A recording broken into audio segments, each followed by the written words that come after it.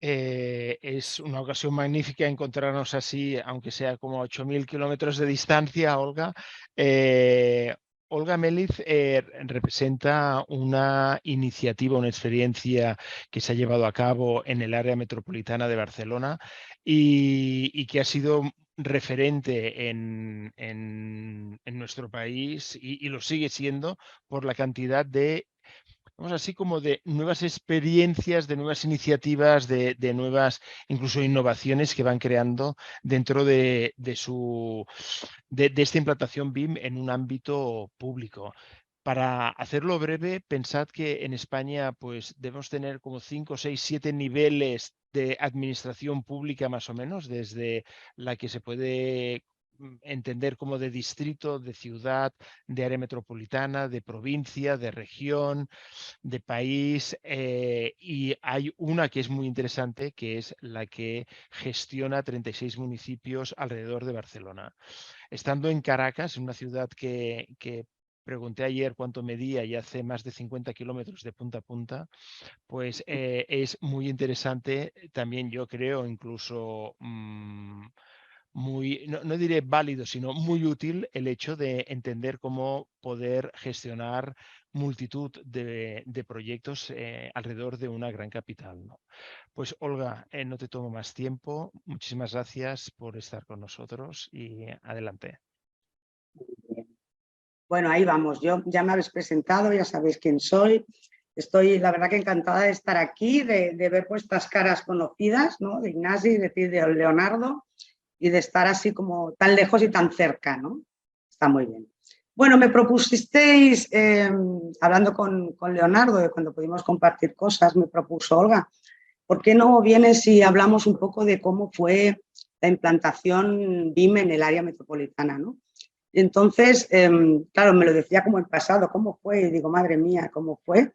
Pero si en el fondo es cómo fue, cómo va, porque aquí seguimos, ¿no? Porque nosotros empezamos la implantación de hecho se empezó a licitar en el 2015, la hicimos durante 2 años, del 2016 al 2018, y bueno, ahí se acabó la implantación, pero ahí seguimos, ¿no? Esto es no parar. Así que bueno, yo decía un poco esta imagen, porque si tuviera que resumir en una palabra qué significa todo este proceso que llegamos o por qué lo estamos haciendo, diría que para mí esta implantación BIM o este cambio sería conseguir esa eficacia, esa eficiencia, ¿no? Y cuando digo eso, digo, bueno, me repito un poco con lo que he escuchado, ¿no?, de mi compañero, y en eso estamos de acuerdo, que esa eficacia o esa eficiencia me refiero a introducir esta metodología. ¿Para qué? Para tener más el control de las cosas, el control de los proyectos, para tener menos errores y para tener esa palabra que se utiliza en la metodología Lean, ¿no?, que son las mudas, ¿no?, intentar minimizar todos esos desperdicios. Y en el fondo todo esto es para mejorar los proyectos que realizamos y también ese trabajo en equipo.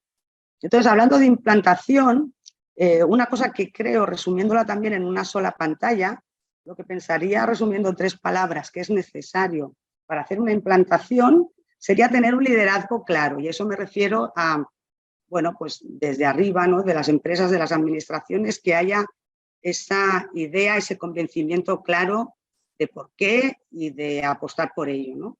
También requiere, como supongo que muchos que estáis aquí, yo no hago la introducción de qué es BIM y demás, porque entiendo que en ese punto ya todos lo sabemos, pero que también requiere ese cambio de mentalidad en todos los niveles, ¿no? Y por último, también lo que es necesario es saber la finalidad, ¿no?, para qué lo hacemos. Entonces, dicho esto como introducción, todo y que Ignasi ya ha hecho un poco de presentación de qué es el área metropolitana, como estáis tan lejos y a lo mejor no lo conocéis en detalle, en un solo minuto os explicaré un poco lo que es. El área metropolitana de Barcelona es un territorio formado por 36 municipios y tiene como, creo, 3,6 millones de personas y supone el 42% de la población de Cataluña, de la comunidad autónoma, es una comunidad autónoma de España. El área metropolitana, aparte de ser un territorio, también es una administración pública. y como administración pues tiene ciertas competencias que las marcamos aquí y tampoco os vamos a entrar en detalle. Nosotros estamos dentro de territorio, estamos en espacio público, en la Dirección de Servicios del Espacio Público. ¿Y qué hacemos nosotros? Básicamente dos cosas. Por un lado, se realiza la promoción y la conservación de más de 50 parques metropolitanos y también el mantenimiento de todo el litoral de las playas del área metropolitana de Barcelona. Y por otro lado, también se realizan la redacción de proyectos y la ejecución de las obras. Proyectos y obras, pues tanto de equipamientos públicos como del espacio público. Nuestros clientes, estos 36 municipios, nos realizan este encargo de uno de los dos casos, ¿no? Equipamientos hay bibliotecas, centros culturales, polideportivos y espacio público, pues calles, plazas y parques. Para que os hagáis una idea, ¿no? En un mandato de 4 años, pues aproximadamente se realizan unas 285 actuaciones con un importe aproximado de unos 200 millones de euros.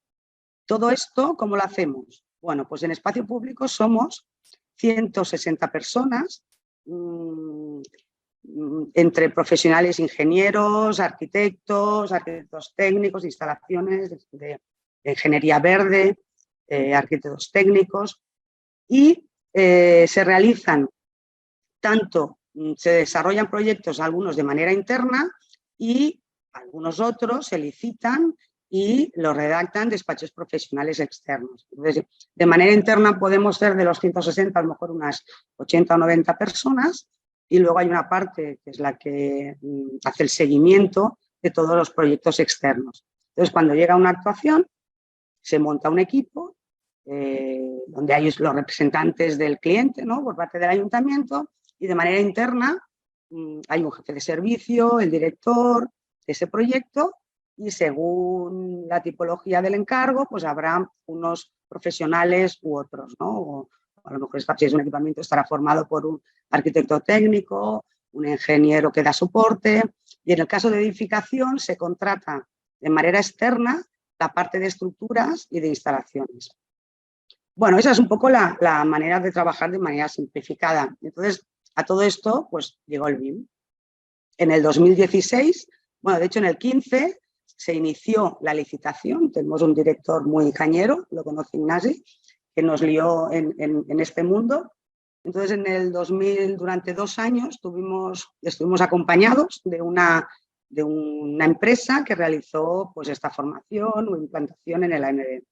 Se habilitó un aula, el aula BIM, donde teníamos 12 ordenadores, todo el programario instalado, teníamos un calendario ya dividido en franjas horarias de lunes a viernes, ocupado todo el día, donde por diferentes disciplinas iba haciendo la formación adecuada a cada uno de ellos.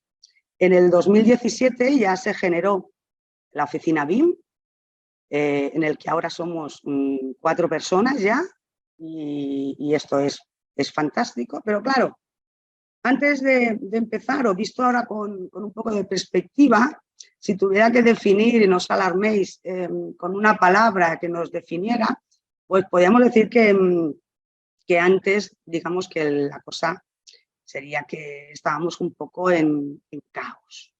Y cuando digo caos, tampoco os lo toméis así, al final los proyectos se realizaban y se realizaban bien, porque son buenos profesionales, pero me refiero a que en ese momento, al haber tantos equipos a la vez, como igualmente ahora, pues había pues, muchas ideas, cada uno tenía su forma de hacer. Cada uno tenía su carátula. Cada equipo de los 13 que había trabajaba con su carátula. Teníamos y tenemos una ISO que en el fondo eso nos ayudaba, ¿no?, a marcar ciertos criterios. Cada equipo tenía su árbol de carpetas y su forma de trabajar. Cada uno tenía sus bloques de CAD antes de empezar la implantación y su manera de hacer proyectos. Y eso pues, significaba que eran bueno, pues, grupos de trabajo, ¿no?, que trabajaban cada uno en su mesa de esa manera. De nuevo, si tuviera que resumir como en 3 palabras qué significa o dónde habría que poner el foco en una implantación, que ya digo que la hicimos, pero que seguimos, sería como, le digo yo, las 3 Rs. El reestandarizar, porque todo lo que habéis visto antes, de lo que se trata es de estandarizar, para que todos trabajemos igual, estandarizar y reestandarizar y reestandarizar, y las veces que haga falta. Definir unos requisitos, ¿no? No decir quiero este proyecto en BIM, sino entrar en el detalle de qué significa eso y generar los recursos que se necesiten. Y por otro lado, tenemos las R's, pues tenemos las As también. En las As me refiero a que todo eso que hacemos, como hay gente detrás, y con este cambio de mentalidad que os decía, ¿no? Que uno tiene que ir adaptándose y aceptando, tenemos la parte de acompañar a todo el colectivo interno y externo. Nos obliga también a nosotros a aprender continuamente y a analizar también lo que hacemos, ¿no? Entonces empezamos por el primero, que son los requisitos, y en los requisitos, donde me refiero es, en este caso, a los requisitos que marcamos en el documento que hemos generado de manera interna, que es la guía de requisitos. Esta guía, que tenemos publicada en la web, pues es la guía de obligado cumplimiento para hacer tanto proyectos y obras, y es la que recoge todo lo que se tiene, todo lo que se obliga, digamos, y se recoge de manera detallada en esta guía. Vamos a poner el ejemplo, o me voy a centrar, porque la guía es extensa, en las 3 cosas que creo que son fundamentales. Por un lado, hay un anexo que habla de la aplicación BIM, y eso quiere decir que definimos con detalle dónde se aplica BIM y en qué proyectos no se aplica BIM. No sé si se ve bien, pero detalla pues, que todos los proyectos internos y externos que se realizan de edificación, todos se realizan con metodología BIM, excepto algún caso de consolidación de cubierta, de estructura, como se aprecia en la imagen.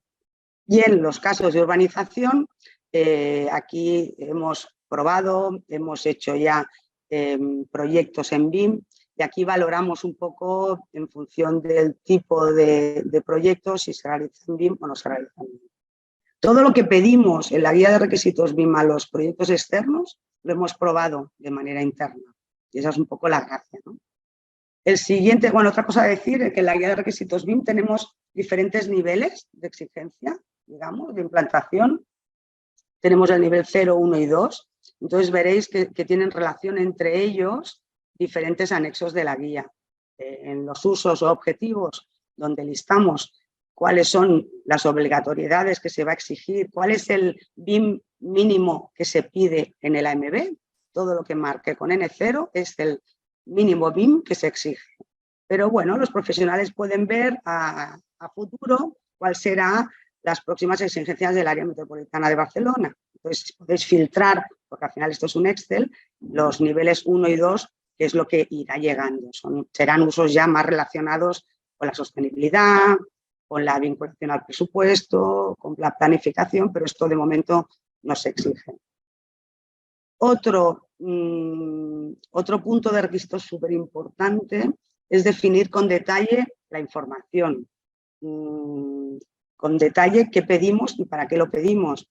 Aquí ponemos el ejemplo, este es el otro anexo. Muchos de los anexos podemos filtrar por el tipo de encargo, por la fase en la que aplica y este nivel, para saber cuando uno tiene que realizar un proyecto qué es lo que la AMB me va a pedir, ¿no? Si veis, tampoco es tanta información, creo, de la que pedimos, sino la justa y necesaria. Por otro lado, también es importante cuando uno realiza un proyecto en BIM saber qué tiene que entregar. Un modelo, 2, este archivo, qué tipo de archivo, con lo cual también se lista para que tengan claro, ¿no?, cuál será ese entregable.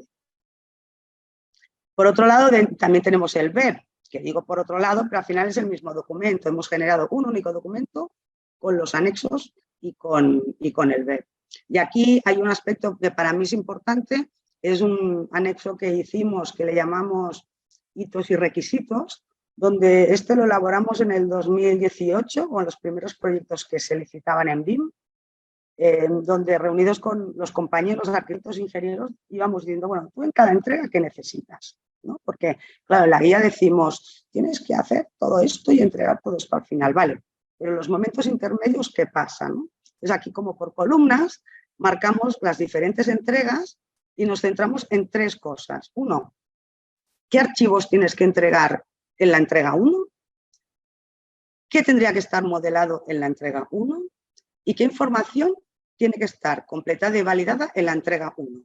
Y eso quiere decir que a lo mejor en estas entregas intermedias no tienen que entregar toda esta información. Y esto también lo hacemos en la implantación interna o los proyectos que hacemos de manera interna. Bien, eso a nivel de requisitos, a nivel de recursos.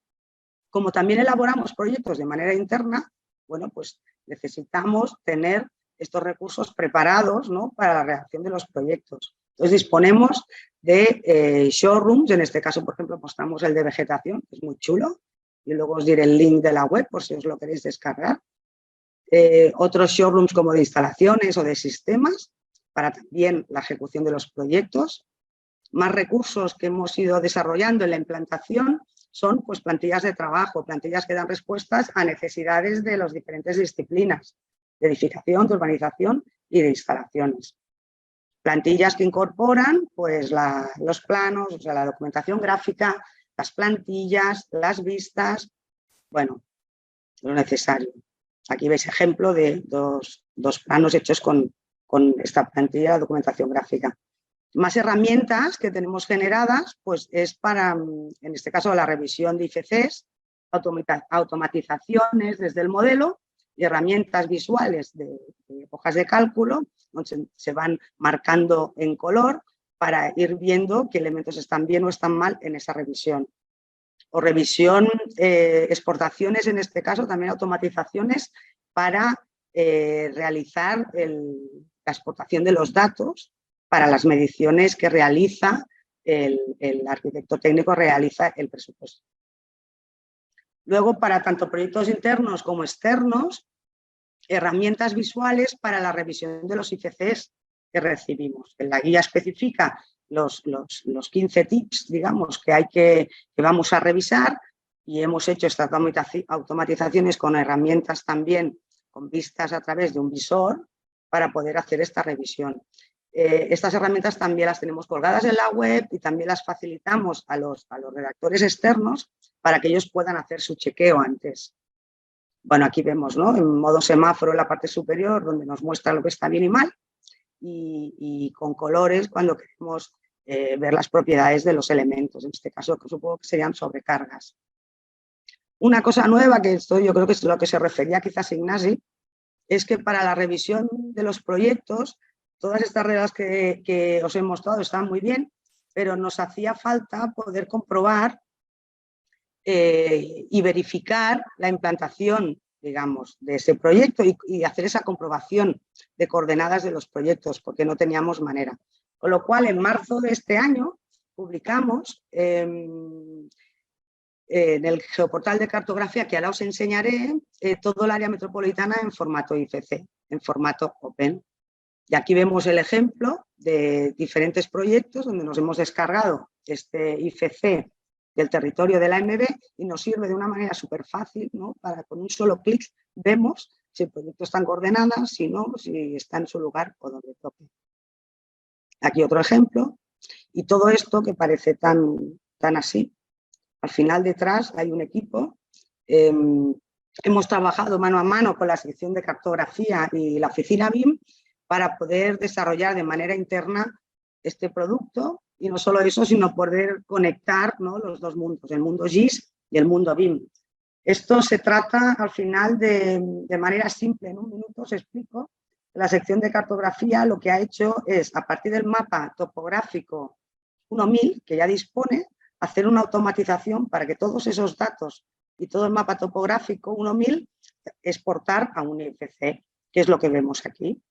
Este es el geoportal de cartografía y en esta pestaña que vemos aquí ya vemos estos modelos BIM, que si queréis consultar por curiosidad, pues podéis entrar, acceder, os registráis y de manera gratuita podéis descargar para ver un poco cómo están hechos. Y si nos queréis dar el feedback, perfecto. Aquí vemos la previsualización que tendríamos de este modelo. En estos 5 segundos veis un poco la apariencia. Y de manera rápida os enseñaré esto. Es el IFC, un IFC de una de las hojas del área metropolitana, donde está cargado en un visor. Si os lo descargáis y lo cargáis en un visor es como muy rápido y es muy ágil. Y veis un poco que aquí hemos incorporado y hemos automatizado y hemos incluido todas esos atributos que hablábamos del área metropolitana que tenemos como listados en la guía de requisitos BIM, se han incluido de la misma manera en estos modelos. Cuando abrimos el modelo, vemos que lo que hemos hecho es separar por niveles pues diferentes casos, como en este caso los polígonos de las calzadas, los polígonos de las aceras, el terreno, las construcciones, la vegetación y el mobiliario. Esto nos ha ido muy bien porque aparte de esta validación de los proyectos externos e internos, también nos sirve de manera interna para hacer estudios de sombras, a veces para hacer unos primeros encajes del proyecto. En algún caso también ha ido muy bien.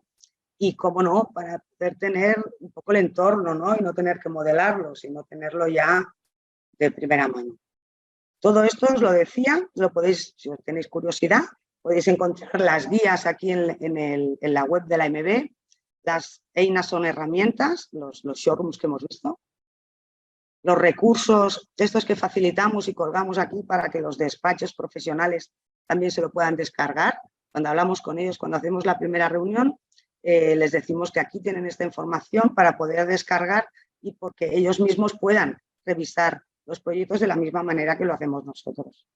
También tienen pues el cajetín, o sea, la carátula colgada, o también algún tutorial para exportar IFC, porque no siempre nos encontramos el mismo nivel de conocimiento, tanto de BIM como de IFC, porque nosotros no, o sea, digamos que las licitaciones que se hacen están abiertas a todo el mundo, ¿no? Con lo cual nos encontramos casos de despachos, pues a lo mejor que tienen más nivel y algunos que menos, ¿no? Y pues esta parte, por ejemplo, de exportación a IFC, hay veces que falla, pues ya hemos dado aquí unos tips, ¿no? De por qué falla y cómo falla, y con lo cual tenemos ahí unos pequeños tutoriales y también los TXT con los que nosotros trabajamos para exportar, los facilitamos para quien quiera. Y por último tenemos estas AS que decíamos, ¿no? Que no solo son recursos y desarrollar herramientas, sino que hay una parte muy importante, mucho, para menos, pero al inicio era mucho, de acompañar, de analizar lo que hacemos y de seguir aprendiendo. Y ese acompañar de todas esas personas que somos, de los 10 equipos que redactan proyectos, de los diferentes profesionales de ingenieros, arquitectos, técnicos y demás, hacemos una reunión, le llamamos trobada en catalán, una reunión mensual, llevamos por la 50, o sea, llevamos ya muchos años, donde nos vamos a una sala grande, porque somos 20 y pico, y ponemos en común cada mes algún tema. El tema es sorpresa, que no se avisa de qué va, porque si no, a lo mejor si fuera uno más orientado a una disciplina, entonces nosotros no vienen hasta los topógrafos, porque también hacemos nubes de puntos y todos estos procedimientos. Con lo cual aquí ponemos en común un tema que siempre es mejor explicarlo directamente porque salen cosas que enviarlo por mail y ya está. Y también animamos, ¿no?, a que nos hagan propuestas de desarrollo o de compartir cosas nuevas. Entonces, con lo que os decía antes de esas primeras capturas, lo que buscamos al final es intentar que las herramientas que hagamos sean fáciles, llegar a tener plantillas, ¿no?, y no tener esa diversidad de la que teníamos, partir de esa ISO y conseguir guías que nos sean incluso más útiles y ir evolucionándolas con el tiempo, conseguir una estructura de carpetas, que no es poco para todos, tener estas herramientas más organizadas y poder trabajar mejor en equipo. Todo eso, aparte, por el camino, lo que hacemos también para ir mejorando es desde cuando acabamos un proyecto o una obra, hacemos una reunión de valoración retrospectiva para analizar pros y contras de cada una de las partes que tenemos definida. Esta parte de compartir, que hemos dicho, sea en COVID o antes, de compartir con ellos el trabajo realizado, hacer consultas, acuerdos, el no, yo creo que menos, pero en el inicio era bastante elevado, la escucha, escuchar un poco sus propuestas es importante y mucha paciencia. Y siempre me gusta acabar, he ido rápido porque no sé bien la hora que llevo, pero ya estoy al final, no os preocupéis. Siempre me gusta acabar con esta imagen, no siempre, pero hoy sí, que esta es mi hija, que ya hará a lo mejor 5 o 6 años, vino un día del cole y vino con este papel cuando justo empezábamos la implantación BIM y me dijo, y venía con ese papel, ¿qué quiere decir? Evolucionar quiere decir cambiar, saber hacer cosas nuevas, pensar más, adaptarse a cosas nuevas y transformarse. Y pensé, esto es la metodología BIM. Y aquí acabamos. Muchas gracias. Ha sido un final pletórico Olga. Además, bueno, interesa, yo creo que hay dos temas súper remarcables de los cuales hemos de aprender. Uno es esta actitud y esta aptitud para dejar todo lo trabajado en un formato abierto y público. Yo creo que esto es súper respetable desde el punto de vista que toda la evolución que hacéis se